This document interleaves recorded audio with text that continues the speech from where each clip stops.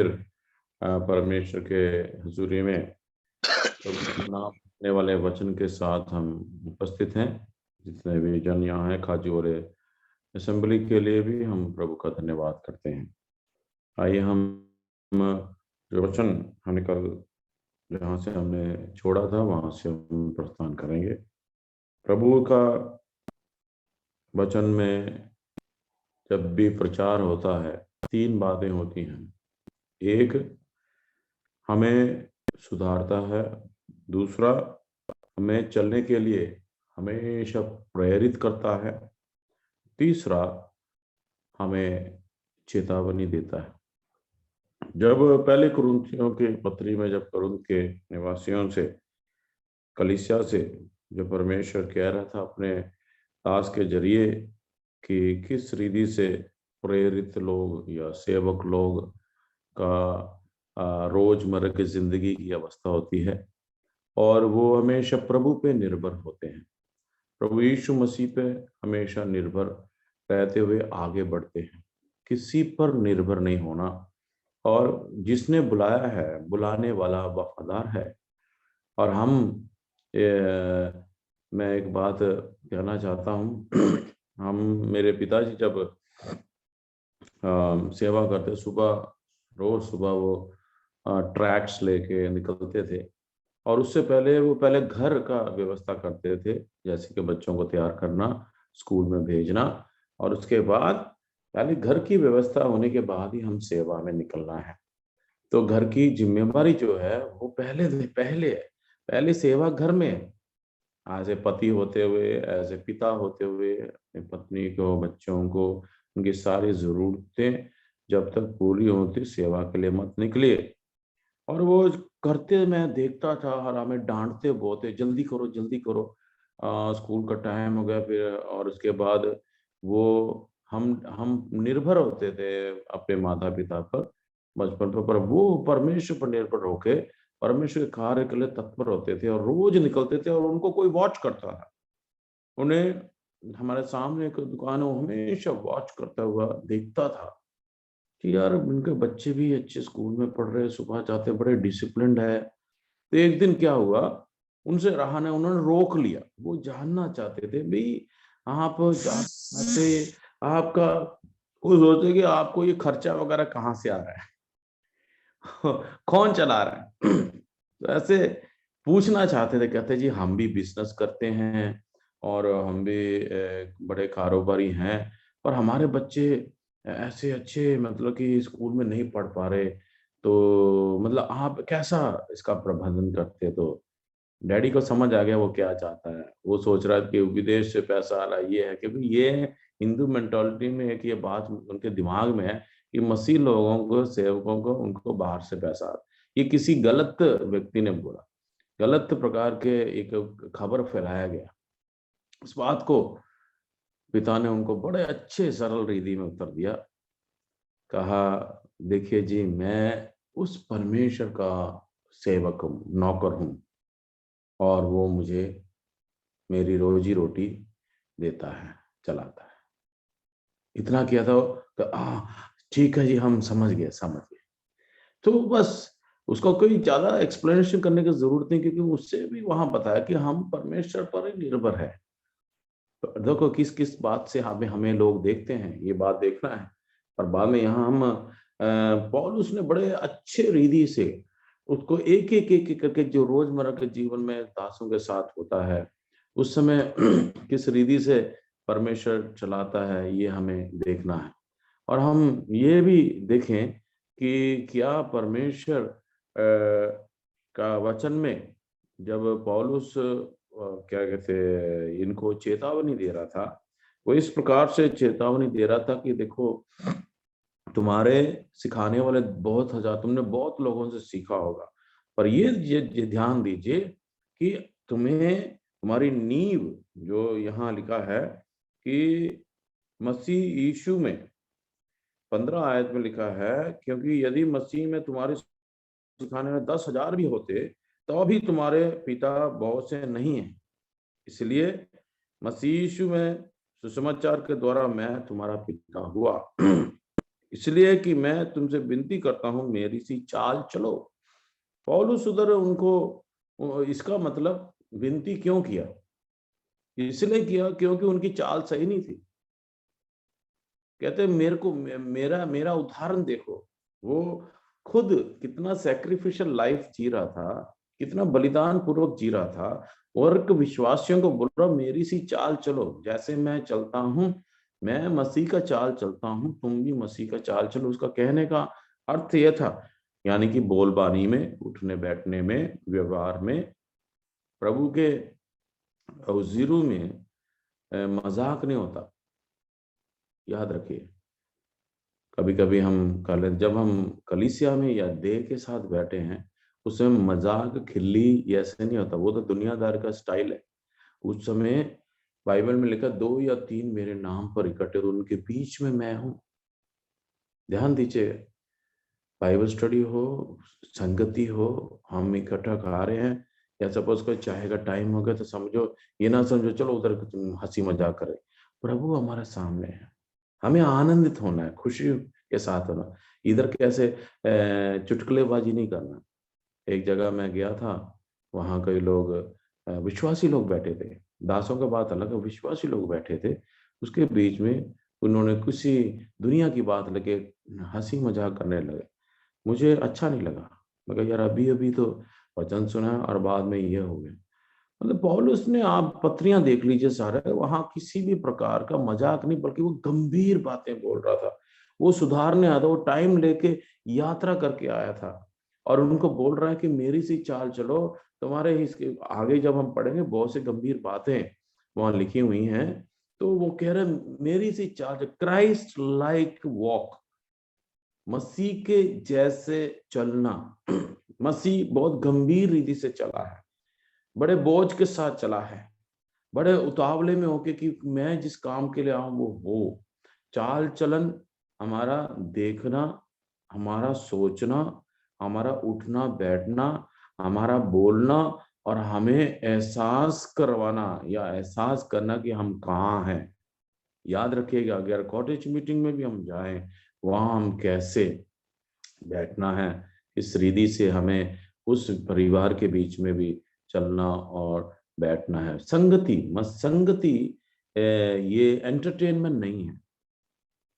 आनंद का एंटरटेन करते हैं कई लोग, वो नहीं। संगति परमेश्वर के भय भक्ति में होकर उसकी महिमा करने के लिए हम बैठे हैं। इसलिए प्रभु का वचन में आगे कहता है, जिस प्रकार से तीमुथियुस का एक एग्जाम्पल इधर देके बोल रहा है 17 में, इसलिए मैंने तीमुथियुस को, जो प्रभु में मेरा प्रिय है और विश्वास योग्य पुत्र है, तुम्हारे पास भेजा।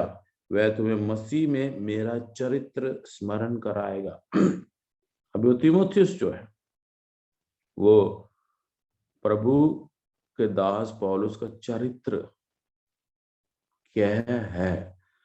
हमारा एक तिमोथी है, अभी निकला है, उसको कमेंडेशन करना है अभी। आप ऑब्जर्वेशन में है, उसका टेम्परामेंट देख रहे हैं, उसका सहनशीलता देख रहे हैं। कलीसिया देख के मुझे रिपोर्ट करेगी कि भाई मेरे साथ तो रहता, पर आप क्या बोलते उसके बारे में। वो अभी पीछे एक गाँव गया था, वो मेरे बारे में वहां के परिवार के सदस्यों को, वहां के लोगों को बोला कि सर तो बड़े स्ट्रिक्ट है, वो सबके सामने मुझे डांट देते हैं, कलीसिया में बोल देता अगर झूठ है तो झूठ है, अगर सही बोला नहीं उसी समय, वो उसी समय ठीक करते हैं। क्योंकि खुले में बोला, सबके सामने बोला गलत, तो सबके सामने ठीक करो। क्योंकि सबके सामने बोला है, तो इसलिए मैं कोई कॉम्प्रोमाइज नहीं करता। जो सही है वो सही है, जैसे वचन देना है वैसे दीजिए। इसको तोड़ मरोड़ के देंगे तो वहां उस समय आपको सीधा उत्तर उधर मिलेगा। ये बात वो कह रहा है चरित्र के सामने। वहां गया था, नए नए लोग थे, प्रार्थना करने के, सब लोग प्रार्थना करने लगे ऐसे ऊंचा हो जाओ। मैं चुप हो गया, तो सब लोग चुप कर रहे, आमीन हुआ नहीं। मैं कहा हाँ जी, मैं किसके साथ सहमत हूँ। फिर वो नए नए जगह जाते हैं, संतों की सेवा करते, तो वो लोग ना पैर छूते थे, मैंने वो भी मना कर दिया। नए घर में जाने से वहां का रिवाज है कि वो तेल डालना इधर उधर, है ना, चगाटों में तेल डाल, मैंने मना कर दिया, नहीं करते आपकी बार, क्योंकि सिखाया है। और कई लोग इस बात को वो सिखाते नहीं, और कोई आके हाथ में ऐसे-ऐसे पैसे दे रहे हैं जैसे दूसरे पेंटिकोस्टल लोग। मैंने कहा नहीं, ऐसे मुझे मालूम ही नहीं कौन विश्वासी है, कौन अविश्वासी है। कई लोगों को मालूम है, वो ले लेते हैं और चलो मिल रहा प्रभु के दास को। नो, यहाँ चार्ली भाई आए थे मेरे यहाँ मैंने एक परिवार में लेकर गया। उधर जब गया तो परिवार के वहाँ गया तो मैंने उनको बोला था, वो भाई प्रभु में नहीं थे, तो उनकी बेटी प्रभु में थी, उनकी पत्नी प्रभु में थी और बेटा भी प्रभु में था। तो जब बाइबल स्टडी देता तो उनकी बेटी मुझे देती या उनकी पत्नी मुझे हाथ में वो पैसा देती थी या दान देती थी। जब ये बड़ा होकर ऐसे आगे जाकर उनको देने लगा, तो उन्होंने कहा ये क्या है? कहते ये भेंट है। कहते क्या आप प्रभु को जाना है? कहते भी नहीं। कहते नहीं, मेरे पास है, मैं ये नहीं ले सकता। आप पहले प्रभु को जानेगा तब मैं ये लूंगा। ये ऐसा एक स्ट्रिक्ट स्वभाव है। क्या आपने आपके जीवन में ऐसा हुआ? नहीं, बुरा मान जाएगा। नहीं नहीं नहीं, वो सोच में पड़ गए। वो उसको सोचने के लिए एक बात करना है, सोचने के लिए मजबूर करना है कि मेरे से क्यों नहीं लिया। है? कल अगर वो मर जाता है और न्याय का समय, नहीं जी हमने पादरी साहब को दिया था, नहीं जी वो सेवक को हमने दिया था, तो सेवक का क्या न्याय का? इसलिए हमें बहुत सेंसिटिव रहना चाहिए। मैं जब लेता नहीं ना, वो मेरे को वो सब समझ गए। फिर मैंने सिखाया, अपने तिमोथी को सिखाया, ऐसा है कभी नहीं लेना जब तो उधार पाया आप लोग संगति में। इसीलिए परमेश्वर हमें मदद करे। तीमुथियुस बहुत स्ट्रिक्ट रीति से जरूर पौलुस के बारे में बता रहा। पौलुस कहता भी है वो मेरे बारे में खुद बताए। आपके बारे में किसी ने कुछ बताया? आपके बारे में कौन सा चरित्र, कैसा है मेरा दास, कैसा है वो सेवक, कैसा है मेरा वो कलीसिया का मेंबर, क्या गवाही आपकी देते हैं? ये बहुत सोचने वाली बात है। अगर आप उद्धार पाए, बपतिस्मा ले, प्रभु में शरीक होते हैं, संगति में हैं, आपके बारे में आपके कलीसिया दूसरे के लोग क्या कहते हैं? मैं यहाँ सेवा कर रहा हूँ पिछले 32 साल से। इधर के लोग, इधर के पास्टर्स हैं, उनके बीच में बैठता हूँ, उनको सिखाता हूँ। जहां जहां बुलाते हैं वहां सिखाने के लिए बुलाता है, और वो मालूम है कि टाइटस जी स्ट्रिक्ट है, सेम अपने पिता के जैसे हैं, वो कॉम्प्रोमाइज नहीं करेंगे। समय है तो समय है। एक बार यहाँ मीटिंग किया था हमने, उस समय क्या हुआ, चरित्र अपने समय के अनुसार रखना है। समय पर चरित्र को बनाए रखें। टाइम टेबल सबसे पहले। मेरे पिता ने एक व्यक्ति आया इधर सेवा करने के लिए पंजाब में, कहता मैं पंजाब में सेवा करना चाहता हूँ, अंकल मुझे आप गाइड करिए। कहता बेटा अगर सेवा करना है तो ना, तो एक बात मैं तुम्हें बताता हूँ, तुम समय को डिसिप्लिन रखना। अगर तुमने समय को डिसिप्लिन, तुम्हारी कलीसिया सफल होगी, तुम्हारी कलीसिया बढ़ेगी, लोगों को मालूम होगा उस बात को। चाहे 2 हो 3 हो, 10 बजे टाइम रखा, प्रार्थना शुरू कर दो। आप नो करो अभी आए नहीं जी लोग, नहीं, आपके आने से पहले प्रभु उधर विराजमान है। 2 आ गए, प्रभु उधर आया, आप शुरू करो। प्रभु किसी का इंतजार नहीं करता। जब परमेश्वर का समय आ गया, प्रभु उधर समय पर है। इसलिए इस बात को देखिए, और पौलुस को चेतावनी देख के भी भेजा है कि तू इसमें से एक बात इधर जो कुछ सिखाना सही मानंद में सिखाते हुए आगे कर, वो उन्हें याद कराएगा। पौलुस कह रहा है मेरे बारे में, मेरे चरित्र कैसे उन्हें याद कराएगा।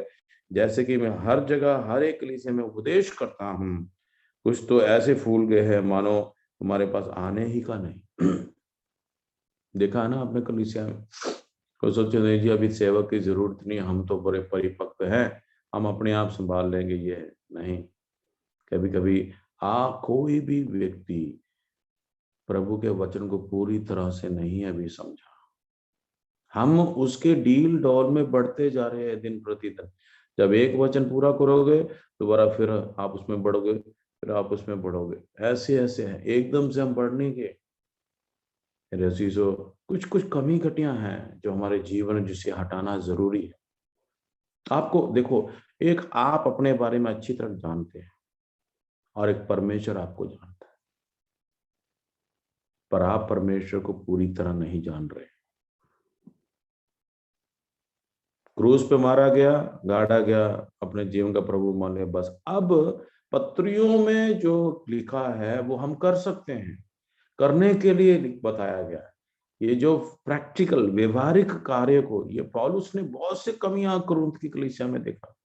उधार पाए लोग, मैं विश्वासियों की बात कर रहा हूँ, बहुत से कमी घटी देखा। और वो कमी घटी अपना जानते हुए, प्रिय भाई, मेरे प्रिय जन, मेरे बच्चों, संबोधन आप हर एक चैप्टर में देखना कि वहां इस मानन से संबोधन किया गया है कि वो अपना समझकर वो संबोधन कर रहा है, मेरे प्रिय भाइयों बहनों।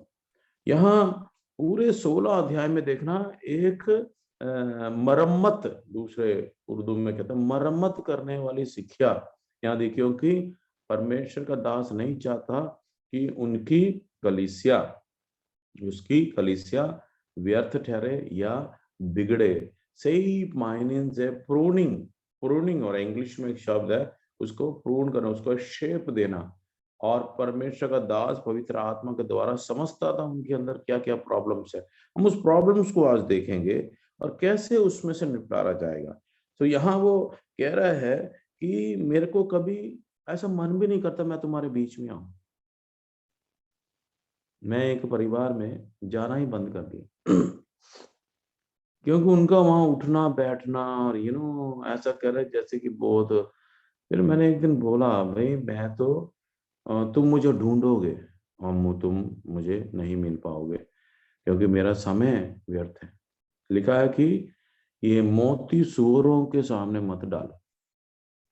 समझते ना सुअर क्या करते हैं? वो जितना मर्जी धोकर रख दो, फिर वो गंदगी में जाए। मतलब उन्होंने इतने 3-4 साल में उन्होंने अपने उस कमी घटी में आपको परिवर्तन करने का ही नहीं सोचा। परसों एक घर गया था तो वहां कहते जी आप बुरा ना, मैंने आज पी रखी है थोड़ी सी। तो मैंने कहा अरे पी रखी है? तो कहते मेरी पत्नी चर्च में जाती है। तो 2-3 शब्द बोला, उसको पसंद आ गया, पहली बार ही वो सुन रहा है। कहता भाई साहब आप जरूर आना, आप आपसे हमारे घर। देखिए बुलाया, बुलाने पे जाना है, नहीं बुलाए पे मत जाना, नहीं तो आपका जाना क्या होगा उनके लिए वो होगा कि लो जी फादर साहब आ गए गिराई कर रहे हैं। ऐसे बोलते हैं मेरे अजीजों, जिसकी जरूरत है वो बुलाएगा, जो चलना चाहता है, जो आगे बढ़ना चाहता है। कई तो विश्वासियों को तो प्रभु का दास आना ही पसंद नहीं। आना ही पसंद नहीं, क्यों जाना? वो वो प्रॉब्लम होगा तब बुलाएंगे, तब आपके पास टाइम नहीं होगा। मेरे अजीजों, जाओ उनके पास जो भूखे हैं, प्यासे हैं, और वो जो जरूर जो अनज्ञान है, जिनको मालूम ही नहीं, उनके पास जाओ उनसे बात करो। वे जरूरतमंद हैं, जिनको मिल गया, जिनको खाना मिल गया, उनको खाने की जरूरत है, उनको बदलने की जरूरत है। कलीसिया में आएगा तो सही तरह धो देना उनको, अच्छी तरह धोना फिर मालूम लग जाएगा। कलीसिया में तो आएंगे ही तो कलीसिया में भी नहीं आएंगे। हाँ, और जो कलीसिया में नहीं आते उनके लिए प्रार्थना करो, उनको घुटने टेको।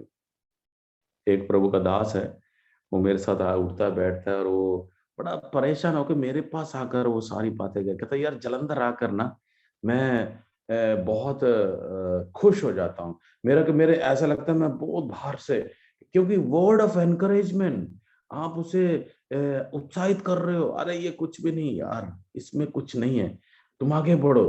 कहते हैं मेरे यार विश्वासियों का जो तरीका है ना बोलने का, वो भी बड़े पहले जैसे नहीं है। मैं कुछ कुछ बातों से मैं तंग आ गया। मैं कोई बात नहीं यार, चेले भी कैसे थे ऐसे ही थे। तो इसका मतलब तू सही पथों पे जा रहा है। मैंने कहा कहीं ना कहीं कमी। मैं मजाक मजाक में उससे बोला, अरे 2 बजे रात के हैं, 2:30 से 4 बजे के बीच में गोडे में बैठ जा।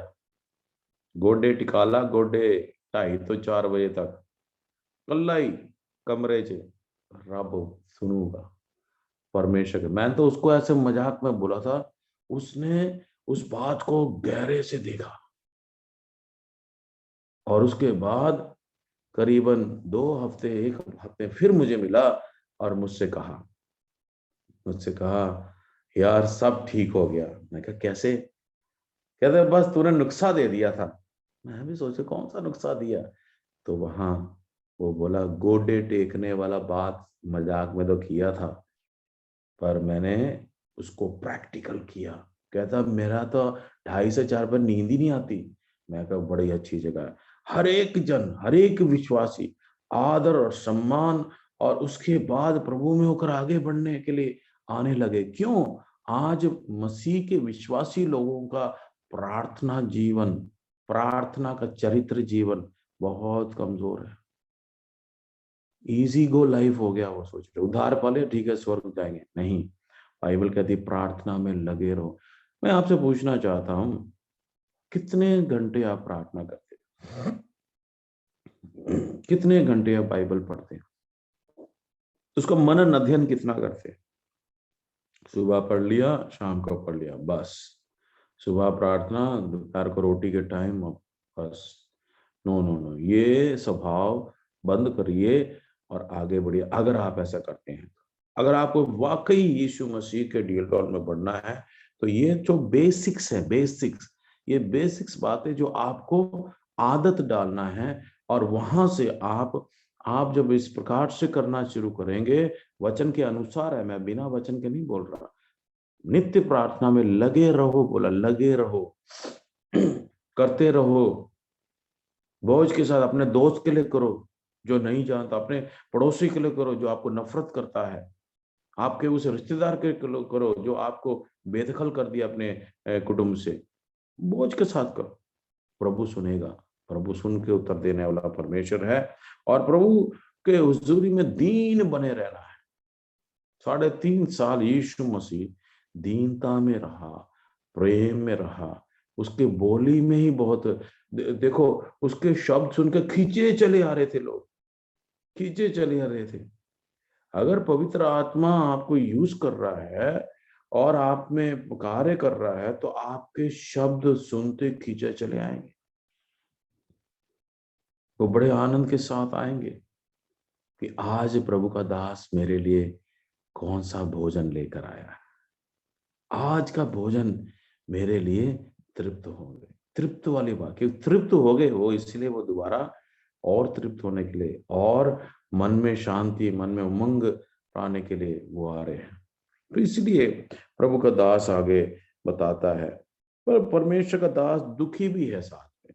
वो कैसे कि कलीसिया में पूरा अलग प्रकार का अनैतिकता आ रहा है, अनडिसिप्लिन कलीसिया में चल रहा है। वो किसी लिए कि उनके अंदर प्रेम और नम्रता नहीं था। प्रेम और नम्रता नम्रता नहीं था, प्रेम का अभाव था, कमी घटी दिखी। इसलिए प्रभु कह रहे हैं कि तुम परमेश्वर के हुजूरी में प्रेम में बने रहो, नम्रता में रहो। और प्रेम और नम्रता पवित्र आत्मा का फल है और उसमें लगे रहना है। सो इस बात में और आगे हम देखेंगे 5वें अध्याय के बाद में वहां पौलुस ने सुनने में आया, पौलुस को रिपोर्ट मिलती थी, हाँ, कहते यहां तक सुनने में आता है कि तुम में व्यभिचार होता है। ये सबसे भयंकर एक समस्या है। वरन ऐसा व्यभिचार जो अन्य जाति में भी नहीं होता कि एक मनुष्य अपने पिता की पत्नी को रखता है। और तुम शोक तो नहीं करते जिससे ऐसा काम करने वाला तुम्हारे बीच में से निकाला जाता, परंतु घमंड करते हो।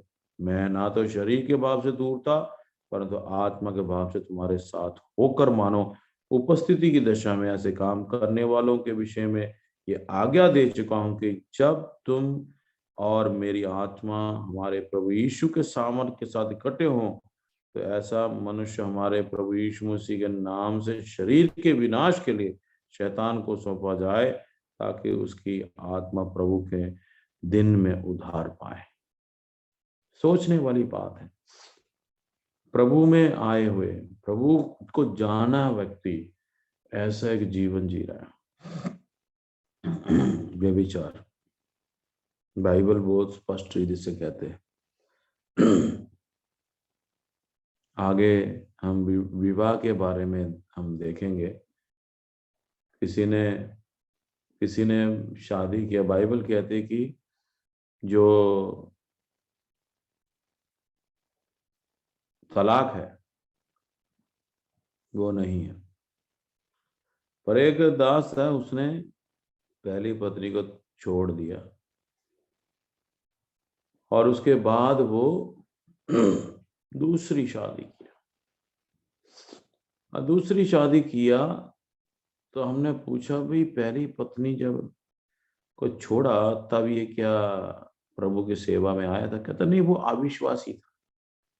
अभी सवाल ये चिन्ह ये हो गया, अविश्वासी की बात ही नहीं। वो प्रभु में है, यानी क्रिश्चियन है, वो मसीह परिवार में पैदा हुआ है, पर वो उस समय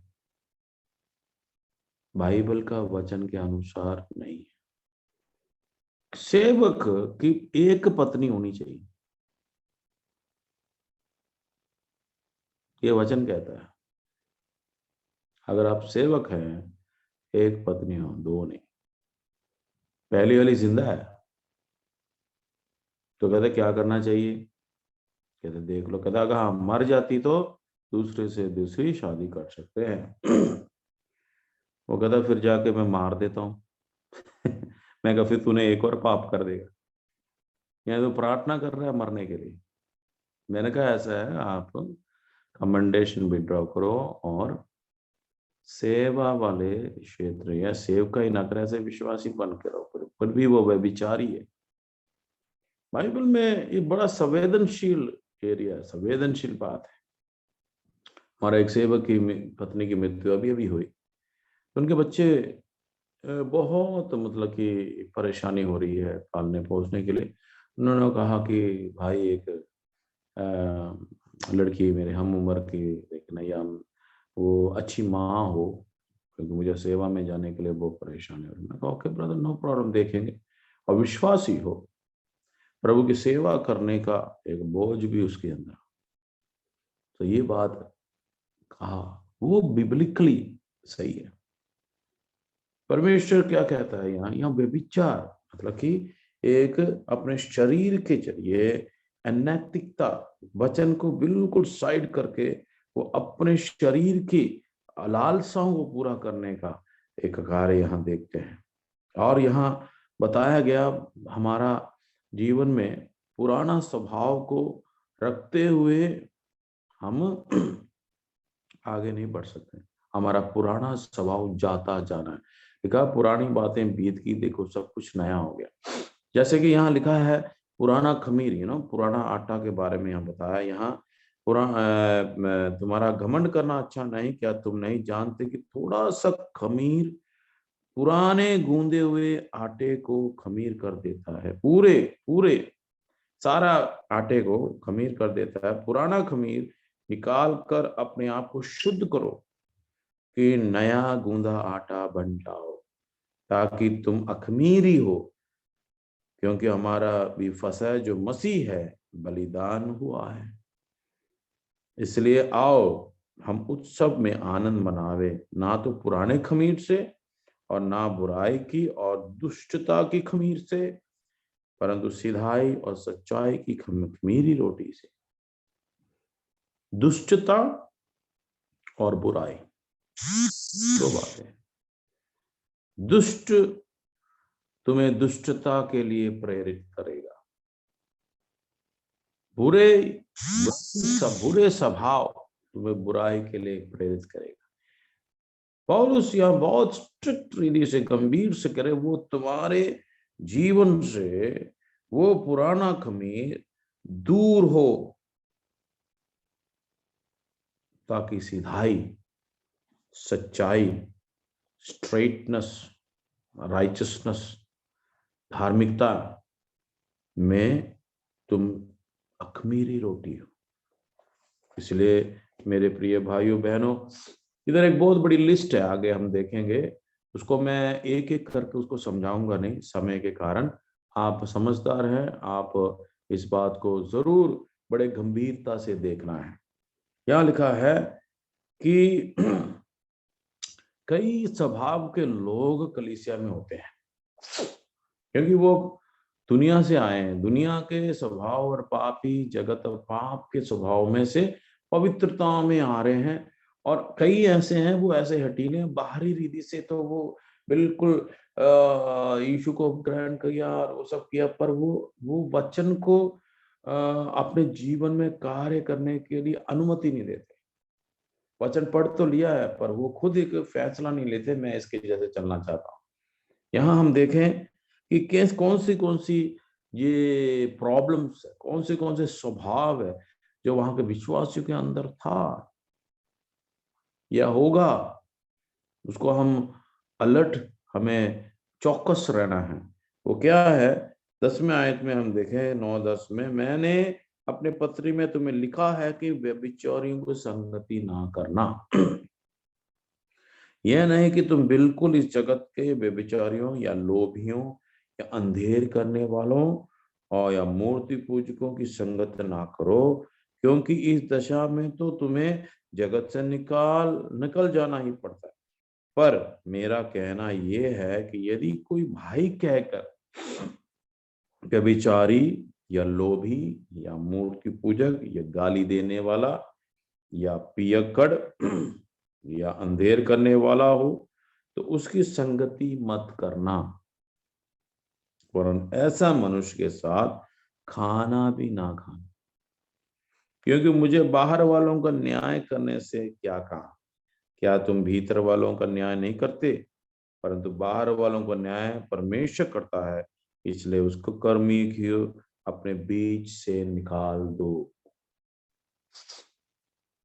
भाइयों का मतलब भाई कौन है?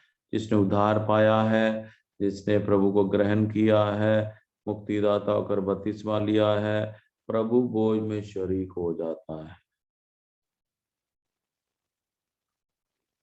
ये बहुत गंभीर बात है। भाई का मतलब जिसका पिता एक है। यहाँ भाई अगर प्रभु के में एक संगति में रहने वाला भाई कहलाकर व्यभिचारी, यानी पत्नी होते हुए दूसरे की पत्नी को या दूसरी स्त्री को वो अपने शारीरिक सुख विलास के लिए इस्तेमाल करता है या उसके साथ अपना जीवन व्यतीत करता है। लोभी, हर बात का लाल, लोभ करना, उसकी चीज है ही नहीं, उसकी गाड़ी नहीं है, और अंदर में लोभ और प्राप्त करना। मूर्ति पूजक, गाली देने वाला, बहुत से मैंने मसीह लोगों को गाली देते सुना। यहाँ एक यहाँ एक पास्टर था, एक जगह मुझे बुलाया था, तो वहां गया तो बहुत भीड़ थी। वो लोग गाने बहुत गाते, इतने गाने गाने गा गा के कम से कम 6 बजे से लेके 9 बजे तक गाना ही गाते रहे, एक के बाद एक के बाद एक के बाद। तो देखा था एक पास्टर, 2 जने थे जवान, एक बंदा, उनके बच्चों में किसी में लड़ाई हुई बाहर। तो मैं अपने तिमोथी को लेके इसलिए जाता हूँ कि भाई देखो क्या है, मतलब तुम भी ऑब्जर्व करो, देखो वचन में है कि नहीं, और वो क्या क्या गलतियां करते हैं उसको देखो, और उसको सीखने का, प्रैक्टिकल का एक बात उन लोगों के बीच में लेके जाता हूँ देखने के लिए। कहते हैं सर, हमारे ब्रदरन के बीच में ऐसा बात होता है कि नहीं, भी अभी सवाल है। उन्होंने क्या किया, दीवार के उस तरफ गाली गलौज शुरू हो गई। इतना गाली दिया एक पास्टर ने दूसरे को, और उसके बाद जब अंदर हालेलुया का नारा अंदर आके कहता है हालेलुया, वो एकदम हैरान हो गया। मुझे पता है, मैं कहा अच्छा, मैंने बोला उसके साथ ना बैठना, बात भी नहीं करना। तो सर मैं समझ गया, वचन से लिखा है कि बैठना भी नहीं, खाना भी नहीं, खाना, दूर निकल जाना, हट जाना। क्योंकि अभी तक उसने अपने अंदर को, अपने मुंह को, जबान को क्रूशित नहीं किया। ऐसे लोग गाली देने वाले और पियक्कड़, अंधेर करने वाले, धोखे में बात रखा हुआ। और लिखा है कि उनकी संगति मत करना।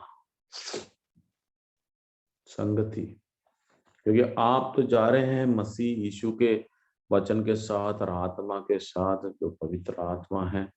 बाइबल कहती है पवित्र बनो कि मैं पवित्र हूँ। यहाँ हमें देखना बड़ा गंभीर बात, पौलुस सिखा रहा है उनको, उनके घर में भी मत जाओ, क्योंकि वो ऐसा बंदा है। उसको समझाया कितनी बारी, और बाइबल कहता है तुम्हारे बीच में, यही तो मैं उस दिन पिछले बारी मैंने बोला था कि भीड़ भड़ाका नहीं चाहिए। पवित्र लोग, 5 अच्छे आम, सड़े हुए टोकरी से अच्छा 5 अच्छे आम, जिसमें वचन सुनाने में और उनके संगति खाने में, उनके साथ खाना खाने में भी अच्छा लगेगा। ये बहुत गंभीर बात है, इसको प्रैक्टिकली आप सोचें, क्यों यहाँ ये लिखा हुआ है, किस बात के हमारे बेहतरी के लिए लिखा हुआ है, हमारी संगति की खासियत, हमारी संगति की परफेक्शन के बारे में बताया। A church should be a perfect church. कलीसिया, सिद्ध कलीसिया होना जरूरी है। मेरे अजीजों, हमें बहुत गंभीर रीति से सोचना है कि क्या हमारी कलीसिया में ऐसे बातें हैं या नहीं।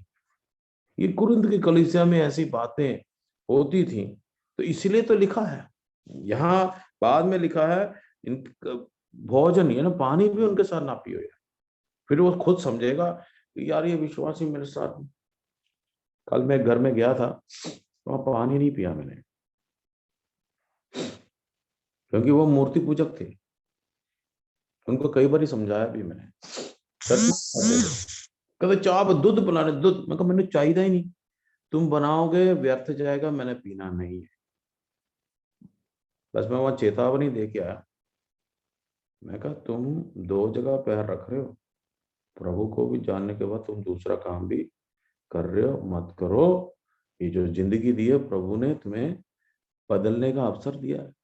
मैं नहीं पिया, मैं अपने हमेशा अपने गाड़ी में गर्म पानी रखता हूँ, मुझे प्यास है मैं पी लेता हूँ। बाइबल, इस यहाँ ही तो असली बात है कि हम कॉम्प्रोमाइज कर लेते हैं। अरे नहीं वो चर्च आना बंद हो, अरे ना आए। हमारे इधर एक व्यक्ति था, करीब 1.5 साल चर्च नहीं आया। मैं उसके लिए प्रार्थना करता, उसके घर नहीं गया। उनकी पत्नी आती थी पर उनके आप आते नहीं। मैंने कहा समय नहीं है अभी। क्योंकि वो स्वभाव में जिद्दी पकड़ा था। बाद में परमेश्वर के हुजूरी में वो घुटना टेका, वो आता है अभी।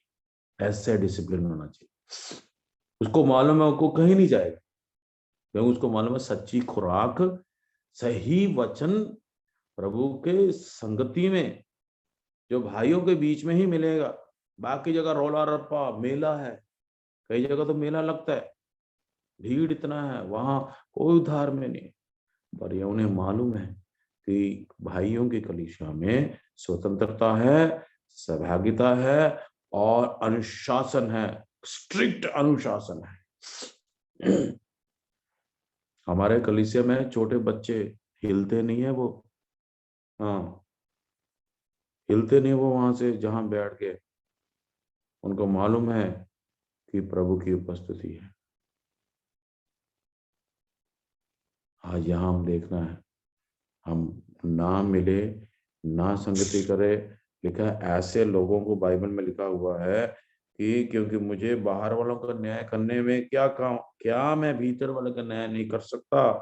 क्योंकि बाहर वालों का न्याय परमेश्वर करता है। इसलिए उस कुकर्मी को, देखो कैसा शब्द यूज किया हुआ ऐसे व्यक्ति के लिए जो कलीसिया, कुकर्मी, कु काम करने वाला, गलत काम करने वाला, गलत संगति में रहने वाला, दुष्ट को, दुष्टता से भरा हुआ वो व्यक्ति अभी भी अपने आप को क्रूसित न, ऐसे लोगों को लिखा अपने बीच में से निकाल दो।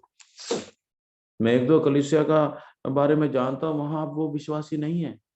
क्यों? बदलना ही चाहिए। अपने पत्नी को मारते थे, गाली गलौज देते थे, रिपोर्ट आया, उसे बहुत समझाया, एल्डरों के बीच में बात में समझाया, एक बार ही समझाया, दो बार ही समझाया, एल्डरों के सब बाद में कहा उनको उनके हाल में छोड़ दो, बाद में वो लोग मालूम हो। और उसमें से उस परिवार के लोग गए, उसमें से एक बेटा परिवार समेत कलीसिया में आना शुरू किया। क्यों? संगति की जरूरत है, पवित्र संगति में जाना। फिर दूसरा, उस कलीसिया में बहुत मुकदमेबाजी होती थी, कोर्ट केस वगैरह। वहां क्या होता था, एक दूसरे पे दोष लगाते थे।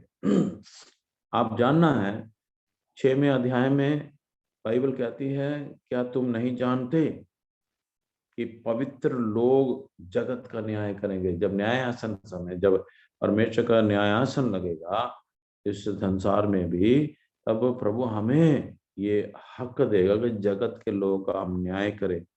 मेरे अजीजों, इसलिए लिखा है कि तुम में किसी को यह हियाव है कि जब दूसरे के साथ झगड़ा हो तो फैसले के लिए अधिकारियों के पास जाए और पवित्र लोगों के पास ना जाए।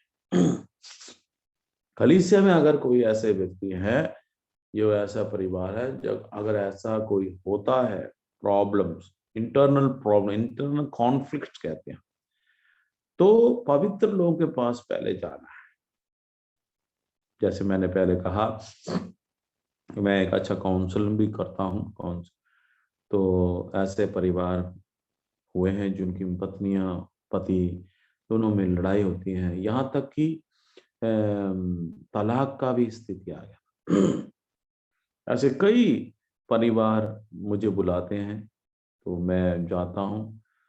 वो 1 घंटे का काम नहीं, 2 से 3 से 4 घंटे उनके साथ बैठ के प्रभु का वचन बताकर, प्रभु की, जबकि वो वचन उन्होंने सुना है, पर उसको पेश करना और उसको एक्सपोज करना का एक गिफ्ट है। और वो जब प्रार्थना के साथ आलिंगन करते हैं, वो माफी मांगते हैं, तो दोनों के आंखों में आंसू होते हैं। इतना बड़ा एक गुनाह कर रहे थे, कितना बड़ा एक पाप करने वाले थे, कि परमेश्वर कहा जिनको जिसने जोड़ा है उनको कोई अलग ना करे। एक तन है, मतलब कि एक तन को काट रहे थे वो। तो ऐसा, वो कई लोग कोर्ट कचहरी में जल्दी चले जाते हैं, नहीं जाना चाहिए। वेट, सोल्यूशन है। पर यहाँ बाइबल क्या कहती है, उनके बीच में वो दूसरे लोगों के पास जा रहे थे, अविश्वासियों के पास जा रहे थे। ऐसा करने से कलीसिया की बदनामी होगी। तो इसलिए परमेश्वर का दास वहां कह रहा है कि तुम्हारे बीच में ये हो रहा, तुम क्यों जा रहे हो? क्यों? तुम भूल गए क्या? क्या तुम पवित्र लोग हो? क्या है, जगत का न्याय करोगे? इसलिए अब जब तुम्हें जगत का न्याय करना है, तो तुम छोटे से छोटे झगड़े का भी निर्णय क्यों योग्य नहीं? क्या तुम नहीं जानते कि हम स्वर्गदूत का भी न्याय करेंगे? इस बातों को स्मरण रखना है। हाँ, मैं स्वर्गदूत का न्याय करूंगा, वाह, मैं जगत का न्याय करूंगा। और तुम्हारे बीच में, तुम्हारे जिंदगी में अगर ऐसा झगड़ा है, तो आप लोगों को एक बात मैं कहना चाहता हूँ, पवित्र लोग सेवकों के, एल्डरों के पास जाके बड़े इत्मीनान के साथ, बड़े जल्दबाजी में नहीं बैठिए, सलूशन है। लिखा है प्रभु में सब कुछ कर सकता है। पौलुस एक अध्याय में कहता है, मैं पौल प्रभु जो मुझे सामर्थ्य देता है सब कुछ कर सकता है। तो ये से ऐसे छोटे छोटे झगड़े होते हैं। कोई भी कलीसिया, मैं आपको बताना चाहता हूँ, कोई भी कलीसिया बिना इस प्रॉब्लम के नहीं है। सिक्योरिटी कॉम्प्लेक्स, कुछ कुछ ऐसी बातें जो उनके जीवन में होता है, वो सॉल्व करने के लिए पौलुस यहाँ प्रेरणा देता है कि तुम इस बातों को सॉल्व करें। तो यहाँ यही नहीं, आगे हम देखें कि उसका 7 आयत, परंतु सचमुच तुमने बड़ा दोष तो ये है कि आपस में मुकदमा करते हो, अन्याय क्यों नहीं सहते, अपनी हानि क्यों नहीं सहते? अन्याय और हानि, नहीं सहा रहा, इसलिए मुकदमा करते। वो कह रहे क्यों नहीं हानि सह लेते, छोड़ो। अगर बाइबल कहती है अगर तुम्हें तुमसे किसी ने उधार लिया है तो छोड़ दो, देने के लिए बोला था धोखा दिया और तुम उसके पीछे पड़ गए, कहते छोड़ दो, कुर्ता ले दो वो भी छोड़ दो, जाने दो। हैं? सहना है हमें, कलीसिया को सहना पड़ेगा, विश्वासियों को सहना पड़ेगा, जो कि प्रभु यीशु मसीह मेरे लिए सहा है। क्यों नहीं, बाइबल में यहाँ सवाल पूछा गया है, कलीसिया को सवाल पर, क्यों नहीं तुम सहते, अन्याय क्यों नहीं सहते, हानि क्यों नहीं उठाते, परंतु तुम तो स्वर्ग स्वयं अन्याय करते और हानि पहुंचाते और वह भी भाइयों को। इस तरह ये बहुत जटिल बात, बहुत प्रॉब्लमेटिक प्रॉब्लम, वहां ऐसे सेंसिटिव प्रॉब्लम था, संवेदनशील प्रॉब्लम उधर था कि वे आपस में मुकदमा करते थे और आपस में सहते नहीं थे, आपस में ये हानि उठाना नहीं चाहते थे। एक व्यक्ति ने मेरे से झूठ बोलकर कहा कि बच्चों की फीस देनी है नहीं तो स्कूल से निकाल देगा, ऐसा करके ना रोने लगा। तो उस समय मेरे हमारे यहाँ बिल्डिंग बन रहा था, मेरे पास पैसे थे, तो मैंने कहा चलो यार बच्चों की स्कूल छूट ना जाए। तो कहता सर मैं अगले महीने की तनख्वाह में दे दूँ। मैंने उसको 7,000 रुपये दे दिया उठाकर। तो वो हमें हमारे मैंने बोला यार क्या, हमें हर हफ्ते में एक दिन पक्का ही कर लेते, आपने हमें यहाँ कलीसिया में आना ही, संगति घर में बाइबल स्टडी लेना है। तो मैं और पत्नी कह रहे यार ने एकाएक कैसे किया, मैं कहा चलो अच्छी बात है। तो जब भी हम जो बड़े अच्छा खाना खिलाते थे, फिर मेरे मन में थोड़ा सा शक हुआ कि ये क्या करना चाह रहा है। बैठ जाते थे, खिलाते थे। बाद में 1 महीना हो गया, उसके बाद मैंने बोला भैया वो काम चल रहा है, पैसा दे दो, मैंने काम वाले को देना है, ये काम के पैसे। तो वहां उसका रूप बदल गया। उन्होंने बहाना लगाया, नेक्स्ट वीक हमारे वहाँ है किसी की शादी, हम जा रहे हैं तो आज मीटिंग नहीं। मैंने कहा, ठीक है कोई बात नहीं। फिर उसके अगले हफ्ते आए, फिर वो कहते कि भाई साहब ऐसे है, हम महीने में ना 2 बार ही कर लिया करेंगे, हर हफ्ते। मैं कहा ठीक है कोई बात नहीं। तो मुझे मालूम था उसने हमें बुलाना बंद करना है। परमेश्वर का धन्यवाद हो। तो इसलिए परमेश्वर हमें मदद करे कि आने वाले दिनों में ऐसे ऐसे बातों में ना रहते हुए, उसने पैसा दिया और बाकी नहीं दिया, कम से कम 2-2,500 3,000 नहीं, मैंने छोड़ ही दिया, मैंने उस विषय में बात करना ही छोड़ दिया और वो बंदा चर्च आना छोड़ दिया। देखिए ऐसा है कि मतलब के लिए कई कई ऐसे आते हैं, कई कई ऐसे रहते हैं। बाइबल क्या कहती है, मुकदमा उसके लिए नहीं जाना, हानि उठा लो, छोड़ दो, त्याग दो, अन्याय सहो। और बाइबल बताती है कि क्या तुम नहीं जानते कि अन्यायी लोग परमेश्वर के राज के वारिस ना होंगे। धोखा ना खाओ, ना वेश्याकर्मी, ना मूर्ति पूजक, ना परिश्रमी, ना लुच्चे, ना पुरुषगामी, ना चोर, ना लोभी, ना पियक्कड़, ना गाली देने वाले, ना अंधेर करने वाले परमेश्वर के राज के वारिस ना होंगे। ये सोचने वाली बात, ये सारा बात को मैं एक्सप्लेन नहीं करूंगा, आप समझदार हैं। देखना है कि हमारे बीच में जो विश्वासी हैं, क्या उनके जीवन में ये कुछ बातें हैं, उनको रिमाइंड कराओ, उनको याद कराओ, देखो स्वर्ग राज में नहीं पहुंचो, खाली है तुम, तैयार नहीं है,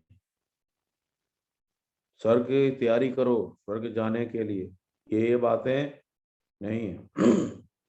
पवित्र आत्मा के प्रेरणा से इस बात पर विजय पाओ। यहाँ बहुत साफ लिखा हुआ है, और तुम में से कितने ऐसे हैं परंतु तुम प्रभु यीशु मसीह के नाम से और हमारे परमेश्वर की आत्मा से धोए गए और पवित्र हुए धर्मी ठहरे हैं। एक जगह बोले तुम ऐसे थे और तुम ऐसे हुए हो,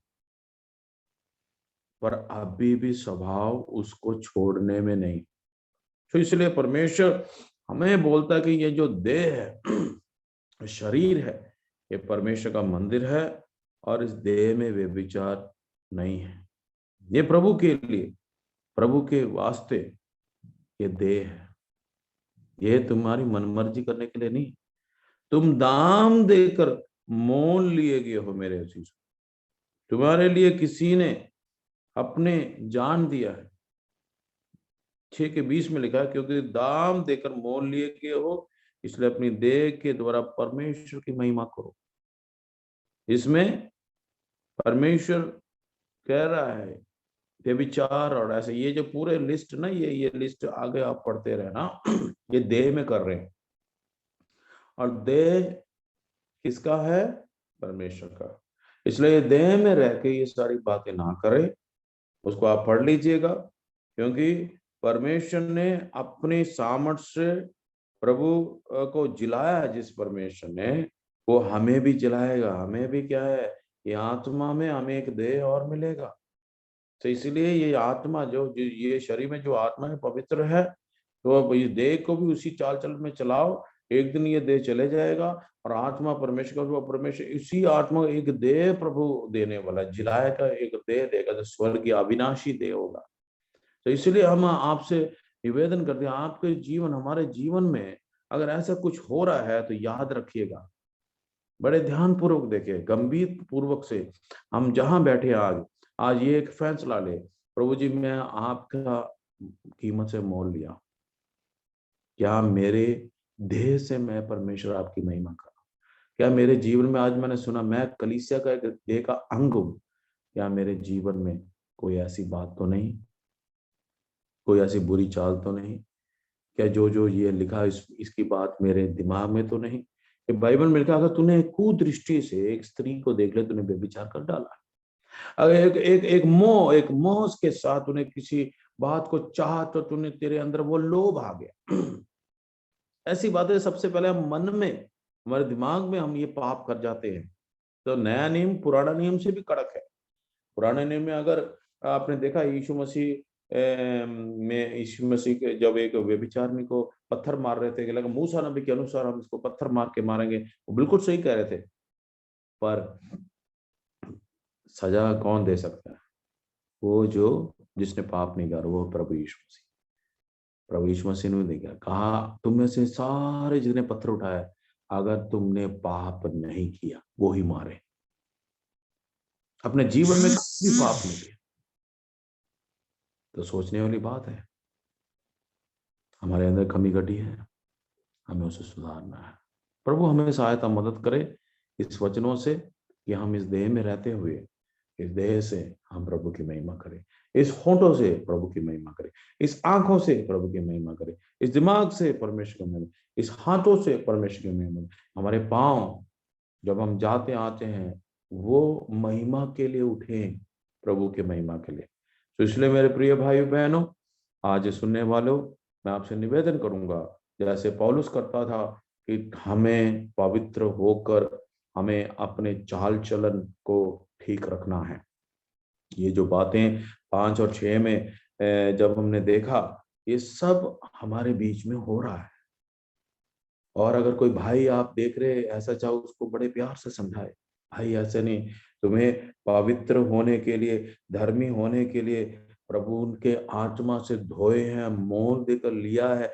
ये शरीर में ये सब बातें सोचना भी बहुत बुरी बात है। सो इस वाचों से आज मेरी प्रार्थना यह है, आज आप काम पे जाओगे, आप जहां भी आप रहोगे, आप परमेश्वर की महिमा के लिए आज के दिन जिए, आने वाले दिन जिए। कलीसिया सारी देह परमेश्वर की, इसलिए निष्कलंक हो कलीसिया। जैसे दुल्हन सजती है ना खूबसूरती, वैसे आत्मिक खूबसूरती मानसिक रीति से आगे बढ़े। इस वचनों से परमेश्वर हम सबों को आशीष दे। सबको जय मसीह की। धन्यवाद प्रिय अंकल, प्रभु आपको बहुत सारी आशीष दे। बड़ी ही गंभीर बातों को प्रिय अंकल जी ने मेरे और आप तक पहुंचाया है। हमारी ये देह परमेश्वर की महिमा के लिए इस्तेमाल होने चाहिए, क्योंकि परमेश्वर ने हमें दाम दे करके मोल ले लिया है। आज हम अपने आप के नहीं हैं, आज हम परमेश्वर के हैं। रात में मैं एक परिवार में गया था, तो वहां भी मैंने यही वचन सुनाया था। जब हमने अपना शरीर प्रभु को दे दिया है, अपनी आत्मा प्रभु के हवाले कर दी है, तो आज के बाद में इस देह के ऊपर मेरा और आपका कोई अधिकार नहीं है ना।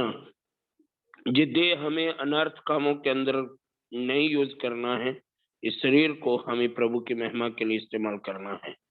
और हमने अनुशासन के बारे में भी सीखा, और हमने तलाक के बारे में भी सीखा कि परमेश्वर के वचन में लिखा हुआ है, व्यभिचार के बिना हम और किसी कारण से तलाक नहीं दे सकते हैं। तो ये शब्द को भी हमें बोलना उचित नहीं है, हम इस शब्द को मुंह पे लेना भी नहीं है। और दूसरी बात, हमने ये सीखा कि समय का अनुशासन, समय बहुत ही महत्वपूर्ण है। अगर 10 बजे का समय है तो 10 बजे ना, तो हमें क्या करना है, हमें इधर उधर इंतजार नहीं करना है। फिर अंकल जी ने एक बहुत ही अच्छा उदाहरण दिया था, आप लोगों ने ध्यान दिया होगा। वो उदाहरण ये था कि सड़े हुए आमों की, है ना, टोकरी से बेहतर है 5 आम अगर अच्छे हो तो। 5 आम, अगर ऐसा नहीं कि उसका उदाहरण का मतलब ये है कि बहुत विशाल भीड़ हमें नहीं चाहिए। ऐसा नहीं कि हमारा जो असेंबली हॉल फुल भरा हुआ होना चाहिए, लेकिन उसमें उद्धार पाए हुए लोग कितने हैं, हमें उनकी जरूरत है। परमेश्वर को उन लोगों की जरूरत है ना, उद्धार पाए हुए लोगों की जरूरत है प्रभु को ना कि संख्या की जरूरत है कि बहुत सारी संख्या दिखाना है ना। तो प्रियो, हम उद्धार पाए हुए में से होना, जैसे बुलाए हुए तो बहुत है पर चुने हुए थोड़े हैं। हम उन 5 अच्छे आमों में से होना है, ना कि उस सड़ी हुई आमों की टोकरी में से। परमेश्वर के नाम की महिमा हो। और इन बातों के लिए प्रिय भाई को, प्रिय अंकल को भी हम बहुत धन्यवाद देते हैं, जिन्होंने बड़ी ही मेहनत के साथ परमेश्वर के वचन को तैयार किया और मेरे और आप तक पहुंचाया। मैं सिर्फ 2 मिनट के लिए कोई बात बताना चाहता हूँ। आप जो विषय मैं बताऊंगा उनके लिए आप अपने पारिवारिक प्रार्थना में, अपने व्यक्तिगत प्रार्थना में और अपने कलीसियों में आप जरूर इन विषयों को रखना है। एक तो क्या है कि हमारे ऊपर केस चल रहा है तीनों भाइयों के ऊपर, आपको पता है, और उसकी 10 फरवरी को तारीख है, फिर जाना है 10 फरवरी को। और जो परमेश्वर की योजना है, जो प्रभु की इच्छा है, उसके अनुसार होने के लिए परमेश्वर मदद करे, प्रभु सहायता करे। दूसरी बात, 9 जनवरी को हम 2 जगह पर कलीसिया स्थापित करने के लिए जा रहे हैं, उसके लिए आप प्रार्थना करना है। तीसरा जो विषय है, हम अगले महीने हर बुधवार के दिन बच्चों में सेवकाई शुरू करने जा रहे हैं। हर बुधवार के समय शाम के 6 बजे, ना ज्यादा लेट नहीं करेंगे और ना ही सुबह का समय रखेंगे बच्चों में, क्योंकि बच्चे जब हमें अवेलेबल हो, जब बच्चे हमें मिल पाए ना, ऐसे नहीं कि हम 7 बजे का या 7:30 का टाइम रख ले, उस समय बच्चे क्या है, बच्चों का सोने का समय हो जाता है, तो सुबह भी बच्चे उतना जल्दी नहीं उठ पाते हैं। तो क्योंकि वो बच्चे हैं, मासूम हैं, इसलिए हमने शाम के 6 बजे का समय रखा है कि 4 बजे तक वो स्कूल में आएंगे और 2 घंटे वो अपना रिलैक्स कर सकते हैं, खेल कूद सकते हैं, और 6 बजे आराम से बैठ करके 1 घंटे के लिए प्रभु के वचन को सुन सकते हैं ना। तो हमने 6 से 7 बजे का टाइम रखा हुआ है, तो आप इस बात के लिए भी विशेष प्रार्थना करना है। और प्रार्थना करना है 9 जनवरी को, मैंने बता ही दिया है 9 जनवरी के दिन, और 27 दिसंबर को सुसमाचार सभा भी है ऑनलाइन के माध्यम से। अंकल दर्शन सिंह जी प्रभु का वचन सुनाएंगे। और फिर है 3 जनवरी को भी हमने नए साल के उपलक्ष्य में, यानी कि हमारी यहाँ गैदरिंग नहीं है, हम फिजिकल तरीके से इकट्ठा नहीं हो पा रहे हैं ना, इसीलिए हमें बहुत दुख है, लेकिन आप इन बातों के लिए प्रार्थना करना है। क्यों नहीं हो पा रहे हैं, इसका रीजन आपको मालूम है, आपको पता है इसका कारण, लेकिन मेरा यही अनुरोध है कि आप जो हमारे ऑनलाइन कार्यक्रम चल रहे हैं इन सब के लिए अब प्रार्थना करना है। तो आइए हम प्रार्थना करेंगे। मैं दरखास्त करूंगा हमारे बीच में हमारे प्रिय भाई भरतलाल जी चौहान जो लाहौर से हैं, प्रिय भाई प्रार्थना में अगुवाई करें। भरतलाल भाई। आइए हम प्रार्थना। हाँ जी। हमारे अनुग्रहकारी दयालु परमेश्वर पिता, हम आपका धन्यवाद करते हैं प्रभु जी। इस समय के सुबह के समय प्रभु जी आपने आपके दास के द्वारा प्रभु जी हमसे बातें की परमेश्वर पिता की हमें कैसे जीवन व्यतीत करना है संसार में रहते हुए, इस देह में रहते हुए परमेश्वर पिता। हम आपके नाम की महिमा करें प्रभु जी। आपने हमें प्रभु जी बचाया, हमें जीवन दिया है प्रभु जी। आपने हमें सृजा है प्रभु जी कि हम आपकी महिमा करें। आपने हमें इसलिए सृजा है परमेश्वर पिता कि हम आपकी महिमा करें प्रभु परमेश्वर। हम सबों को प्रभु वचन सुनने के लिए प्रभु आपने सहायता की, बहुत बड़ी आशीष दी। तो आपके दास के लिए भी धन्यवाद करते हैं महान परमेश्वर पिता, जो आपने इस्तेमाल किया प्रभु। और भी आपके दास को बहुत आशीष और बरकत देना प्रभु जी। और वहाँ जलंधर की कलीसिया को, सारे विश्वासी भाई बहनों को प्रभु जी आप सहायता और मदद करना प्रभु जी। आपके दास को और भी बहुत आयत से इस्तेमाल करना प्रभु जी, ताकि हम सब सुनकर और उन वचनों पर चलकर प्रभु जी आशीष पाएं और आपके नाम की महिमा हो परमेश्वर पिता। सारे जुड़े हुए भाई बहनों के लिए प्रभु जी प्रार्थना करते हैं प्रभु जी। सबको प्रभु सहायता और मदद करना, हम मिलकर प्रभु जी आपके नाम की महिमा करें और दिन प्रतिदिन प्रभु जी आत्मिक उन्नति में बढ़ते जाए परमेश्वर पिता। और आपके नाम की महिमा हो प्रभु जी। हमारा चरित्र प्रभु जी हमेशा निखरता जाए प्रभु जी। हम आपकी कलीसिया में प्रभु जी दिन प्रतिदिन प्रभु जी आपकी महिमा का कारण बने प्रभु।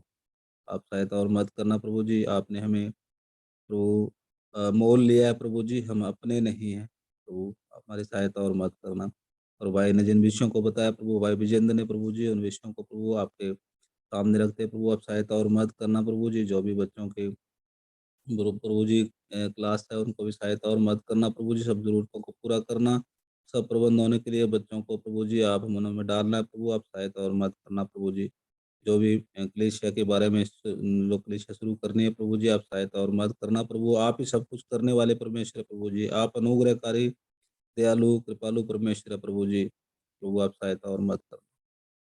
और कल प्रभु जी जो वगैरह में प्रभु जी संगति है मेरे परमेश्वर पिता, आप सहायता और मदद करना। आपके दास्तों को लेकर आना, बहुत से लोग प्रभु जी उद्धार पाए, बहुत से लोग आप सच्चे परमेश्वर को जाने प्रभु। आप सहायता और मदद करना प्रभु जी। और प्रभु वहाँ के मौसम को और सबको प्रभु आपके हाथों में सौंप देते हैं प्रभु जी। आप सहायता और मदद करना प्रभु। बहुत ही शांति के साथ आपका संदेश, आपका शुभ समाचार प्रभु जी लोगों तक पहुंचे प्रभु। आप सहायता और मदद करना। सब जरूरतों को प्रबंध को प्रभु जी आपके हाथों में सौंप देते हैं प्रभु जी। एक बार फिर प्रभु जी आप सारे विषयों को जो भाई ने बताया प्रभु जी, उनको आप हाथों में रखते हैं प्रभु जी। और सारे विश्वासी भाई बहनों को प्रभु जी आपके हाथों में सौंपते हैं। छोटी सी बेनती और प्रार्थना हमारे द्वार करता मुक्तिदाता आपके प्रिय पुत्र प्रभु यीशु मसीह के नाम से मांगते हैं, स्वीकार कीजिए पिता जी, आमीन। आमीन। पिता परमेश्वर का प्यार, प्रभु यीशु मसीह का अनुग्रह, पवित्र आत्मा सहभागिता और संगति आपसे लेकर के हमेशा हमेशा तय सब जनों के साथ, खास करके सिखाने वाले प्रभु के दास के साथ बनी रही। आमीन। सभी को जय मसीह की। जय मसीह की। जय मसीह की। जय मसीह की।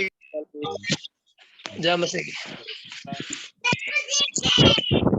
सबको जय मसीह की। जय मसीह की। जय मसीह की। जय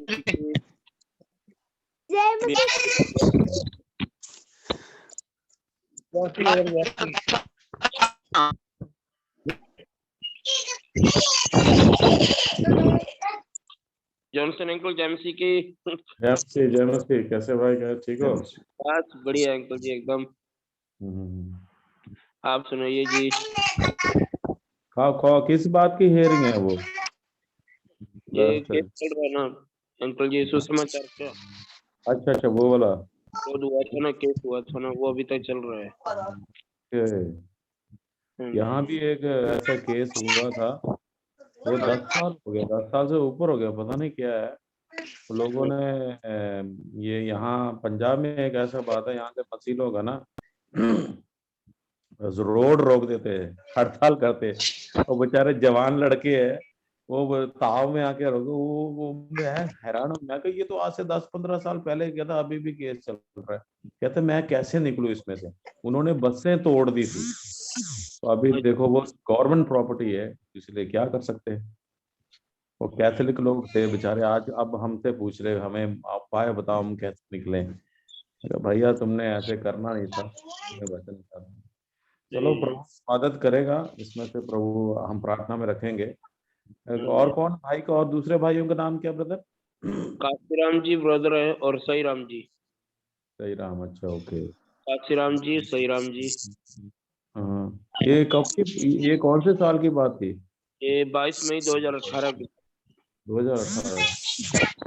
उस पे आपके समाचार पास थे। एलिगेशन, एलिगेशन क्या लगाया अभी? ये पैरम्बर या धर्म क्या परिवर्तन। लगाया? अच्छा ओके। हम्म, प्रार्थना एक करेंगे। 1 लाख रुपए का लालच दिया, एक ने बोला 50,000 का दिया है। अच्छा, 2 लोग हैं। जी। हमारे इधर भी एक बंदा बोल रहा था 50,000 दिया जी ये मसीह होने लिखा है के। उसके अंदर कि विजेंद्र भाई साले हमारे पास आता रहा। हाँ विजेंद्र हमारे पास आता था, फिर एक हाँ, दिन क्या 2 लोगों को साथ में लेकर के आया, हमें पैसे देने के लिए आए थे अच्छा। कि आप धर्म परिवर्तन में, हम पहली बार जा रहे हैं। और जिस अब इसीलिए तो ब्रदर एक बार यहाँ गैदरिंग वगैरह कुछ नहीं है ना, हम्म। लोगों का नजर है और विरोधी एरिया है, पूरा कटर एरिया है, विरोधी एरिया के बीच में रह रहे हैं।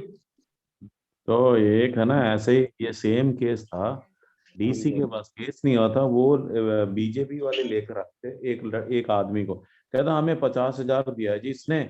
तो जो हमारे जो थे वहाँ के लीडर थे, पॉलिटिकल लीडर था, वो क्रिश्चियन लीडर है वो हाँ जी। वो सच में दिया है? कहता हाँ, ऐसा कर वो 50,000 दे दे, हमें तुझे मसीह नहीं बनाना। वो कहता नहीं जी नहीं जी, इन्होंने मुझे 1,000 रुपए देकर बोला ऐसे बोलने के लिए। वो उसी समय पुलिस ने उसको पकड़ा, कहता देखो जी ये ऐसा करते। कहता नहीं यार, मैंने तेरे क्रिश्चियन में, तू 50,000 वापस दे, मैंने दिया है तो वापस दे दे। वो हैरान हो गया, उधर पकड़ के पुलिस ने उसको मारा। कि अगर एविडेंस है ना, एविडेंस मांगता है तो तो इसीलिए कोर्ट में आ ही नहीं रहे ना, वो आ ही नहीं रहे। फिर आ ही नहीं तो रहे, एविडेंस देना पड़ेगा ना उनको। नहीं, फिर तो वकील, वकील कौन सा वकील आपका? वकील तो खान है, मुस्लिम है। अरे मुस्लिम है, कोई क्रिश्चियन वकील पकड़ो। क्रिश्चियन मैं, नहीं है सर इधर।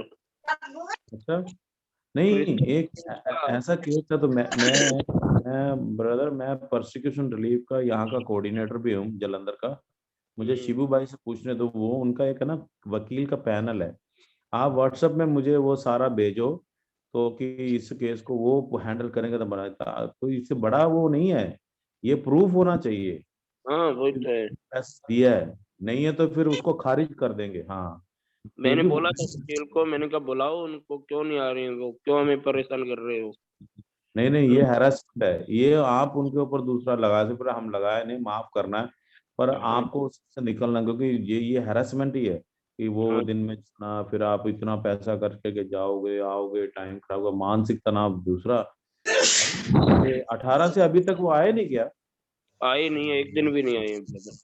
नहीं नहीं नहीं, फिर तो फिर आपका वकील है ना इतना सही नहीं है कि वो एक दूसरा, इसमें एक और होता है रिट डालते हैं फिर, राइट इन्फॉर्मेशन, वो क्यों नहीं आ रहे? वो अगर झूठा केस तो झूठा पड़ गया, वो उल्टा पड़ जाएगा उनके ऊपर। वैसे तो अपने सबूत भाई हैं अजमेर से, वो देख रहे हैं इसको, लेकिन यहाँ तारीख है, यहाँ खजवाला पड़ रही है ना। तो यहाँ हम्म।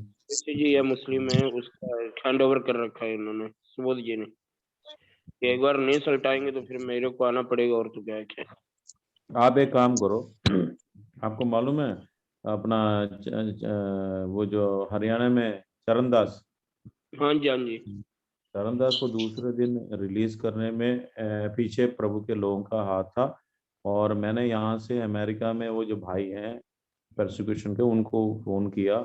वो कहता जॉनसन मुझे एक घंटे की मोहलत दो। मैंने 1 घंटा दिया, और दूसरी समय दूसरे दिन मैंने उनको नंबर भी उनको सेंड किया, उन्होंने बात किया। कहता शिबू भाई का बहुत बहुत धन्यवाद, नहीं तो वहाँ रोला रप्पा डालने वाले पास्ट एसोसिएशन आए थे। और उसी हाँ समय से कहता मेरा लैपटॉप और वो, मैं कहा कोई बात नहीं, वो निकाल जाएगा, आप घबराए ना। तो आपको ये तो ऐसा है। प्रॉपर चैनल है भाई, प्रॉपर चैनल। हमको ना गवर्नमेंट के सारे बातों को भी जानना है।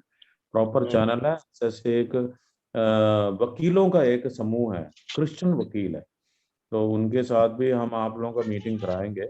वो आपको सिखाएंगे, समझाएंगे क्या क्या है नियम। उस नियम के अनुसार गवर्नमेंट के नियम अभी हमारे विश्वासियों को भी नहीं मालूम, तो इसलिए वो मीटिंग्स करते हैं, अपने खर्चे पे करते हैं मीटिंग। तो ये कि हम लोगों को बुला कर बिठाना, सिर्फ मसीह लोग हों, सिर्फ ओनली मसीह के प्रभु के दास लोग हों सिर्फ वहाँ के एरिया में ना। तो हमें जो स्वतंत्र है वो सारी बात वो बताते हैं। तो आप मुझे व्हाट्सएप में अपना वो डिटेल दे, मैं फॉरवर्ड करूंगा उनको। ये इतने साल से अभी तक आया नहीं, तो वो बताएंगे क्या करना है, उसके मुताबिक करें। हाँ, टेंशन ना लीजिए, बस प्रभु आप प्रभु के हाथों में ब्रदर, टेंशन तो है ही नहीं है। हाँ, बस प्रभु के हाथ में छोड़ो, प्रभु आपको निकालेगा। ठीक है, ओके ओके, ठीक है। ये सभी लोगों को जय मसीह की, जहाँ पे समाप्त करेंगे हम। हाँ जी, जय मसीह।